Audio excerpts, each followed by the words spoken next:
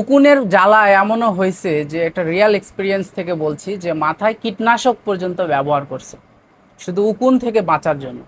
কিন্তু এই medical science কিন্তু আপনার আমার জন্য বসে নেই, এটা এত পরিমাণ ডেভেলপ হয়েছে যে এখন উকুনের কিন্তু লোশন পাওয়া যায় এরকম।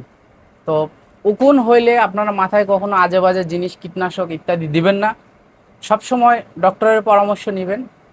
আর স্কয়ার ফার্মাসিউটিক্যাল নিয়ে আসছে এরকম খুব সুন্দর একটা প্রোডাক্ট যেটার নাম হচ্ছে অ্যালাইস।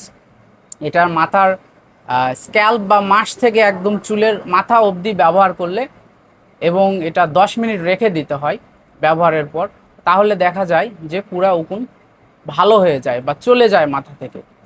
আর সবসময় প্রিভেন্ট করতে হবে, আমরা শুধু ওষুধের উপর নির্ভর করব না, যে কোনো রোগকে প্রতিরোধ করার চেষ্টা করব। তো এক্ষেত্রে প্রতিরোধের 1 নম্বর যেটা কথা, যাদের উকুন আছে মাথায় এই ধরনের মানুষদেরকে এড়িয়ে চলবেন বা তাদের সংস্পর্শে আপনারা যাবেন না।